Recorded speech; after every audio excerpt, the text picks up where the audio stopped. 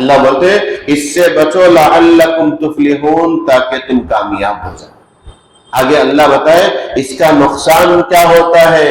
شراب کا نقصان، جوے کا نقصان اللہ بتائے انما یرید الشیطان، شیطان چاہتا ہی ہے،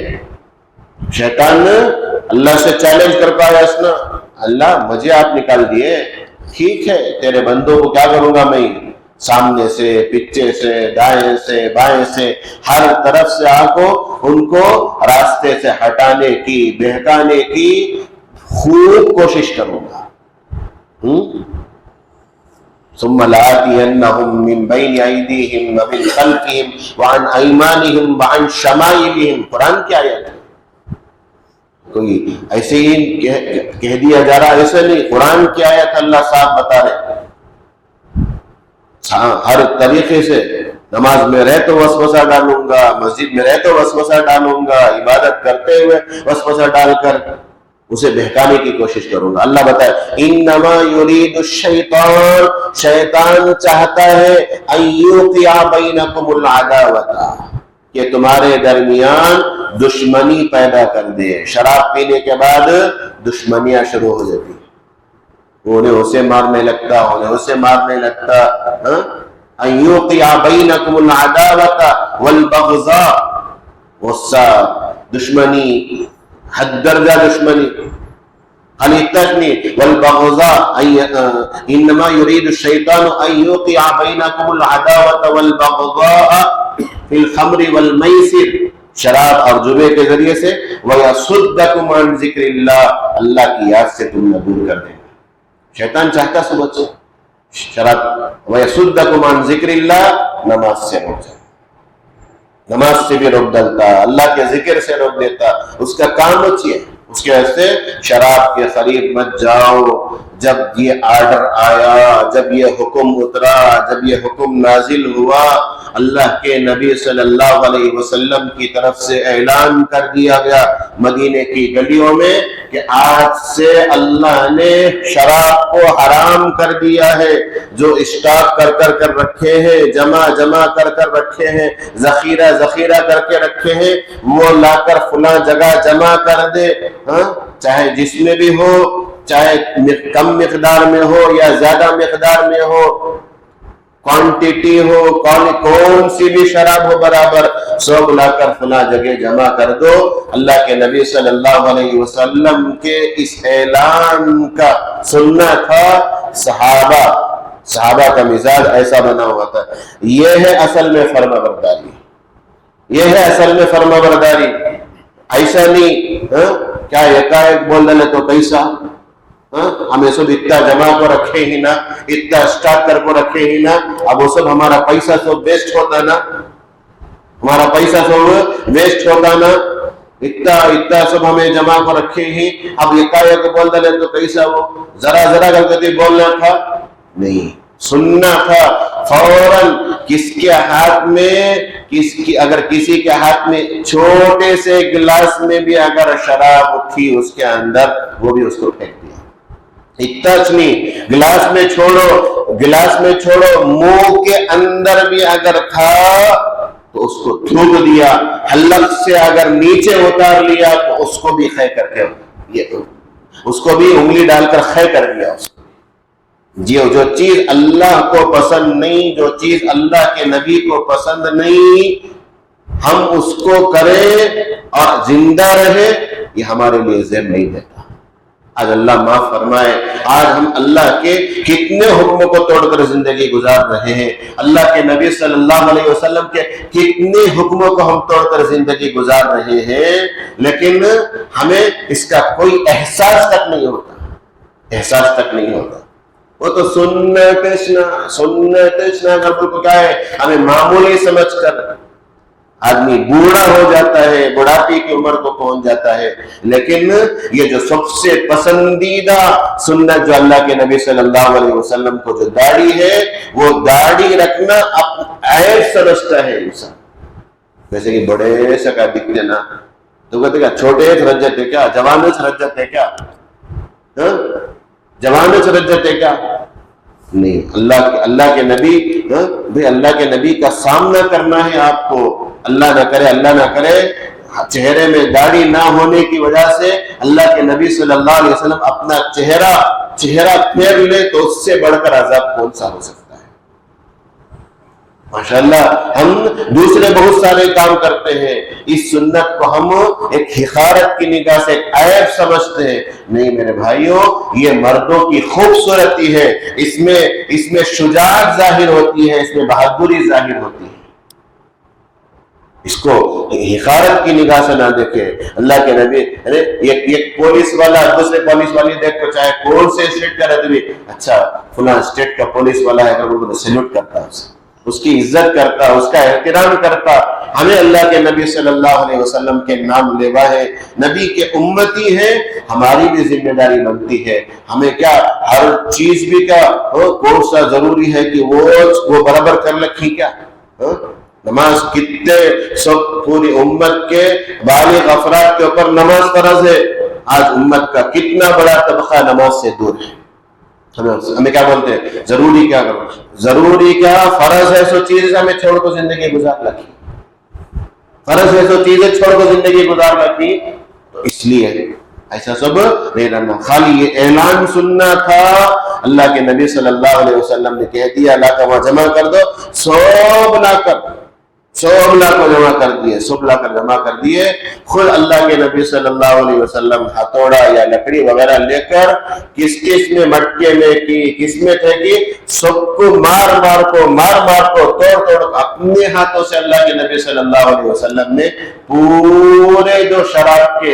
گھڑے تھے یا جو بھی جس میں بھی تھے سب کو توڑا ہے، جتنا اپنے ہاتھ سے ہو سکا اتنا اللہ کے نبی صلی اللہ علیہ وسلم نے اس کو توڑا۔ پھر اس کے بعد صحابہ کو حکم دیا کہ سب کو بہا دو، ڈل لو، پورا بہا ڈالو، سب کو توڑ کو یہ کر دو۔ کتابوں کے اندر لکھا ہے کہ اس کا اثر اتنا تھا کہ مدینے کی گلیاں شراب کی ندیوں کے جیسے بہنے لگی، ندیوں کے جیسے شراب کی ندیاں۔ کتابوں کے اندر یہ بھی لکھا ہے اتنی شراب بہی ہے وہ شراب بہ کر تو پورے چلے گئے، لیکن کئی دنوں تک وہ مٹی کے اندر سے بو اور اس کا رنگ نظر آتا تھا، شراب کا رنگ اور شراب کی بو محسوس ہوتی تھی مٹی کے اندر سے، لیکن کسی کی مجال نہیں، کسی کی ہمت نہیں۔ حضرت کیسان بن عبداللہ ایک صحابی یمن سے جا کر یا شام سے جا کر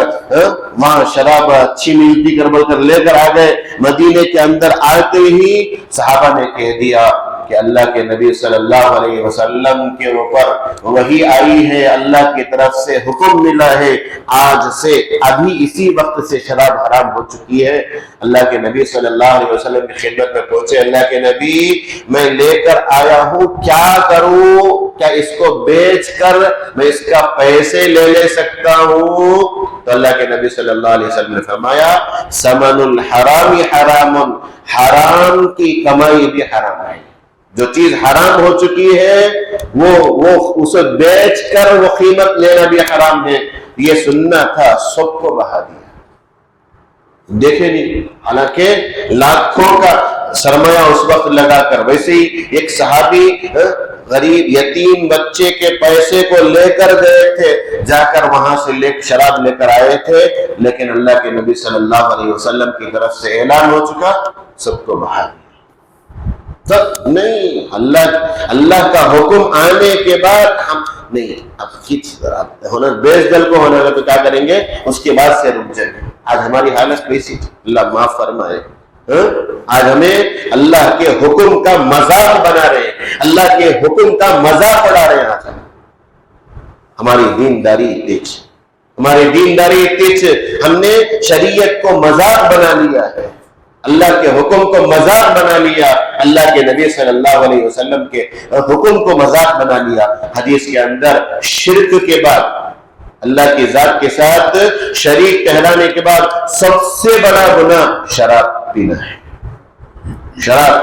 نشہ کرنا یہ اللہ کو ناپسندیدہ عمل ہے۔ صرف شراب ہی سے نشہ پیدا ہوگا ایسا نہیں، جن جن چیزوں سے نشہ آئے گا وہ سب چیزیں اللہ کو ناپسندیدہ ہیں۔ اللہ کے نبی صلی اللہ علیہ وسلم نے فرمایا کل مسکر حرام، ہر نشہ لانے والی چیز حرام ہے، چاہے وہ ڈرگس ہو، کوکین ہو، یا جو بھی ہو، جون سی بھی شکل سے نشہ پیدا ہو جائے وہ چیز اللہ سے دور کرنے والی ہے، نماز سے دور کرنے والی ہے، آپ تمہارا مال برباد کرنے والی ہے، محبت کو ختم کرنے والی ہے، دشمنی کو پیدا کرنے والی ہے، اس سے بچنے کی ضرورت ہے۔ اللہ کے نبی صلی اللہ علیہ وسلم نے فرمایا قیامت کے قریب شراب عام ہو جائے گی، شراب عام ہو جائے گی۔ اللہ کے نبی صلی اللہ علیہ وسلم نے فرمایا، یہاں تک یہ بھی بتایا کہ نام بدل بدل کر لوگ شراب پیئیں گے، نام بدل کر، نہیں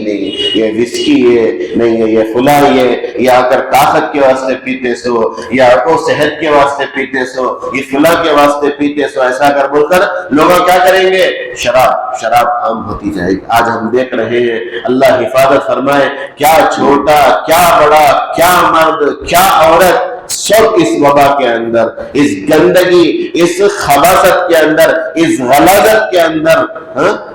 لگے پڑے ہیں۔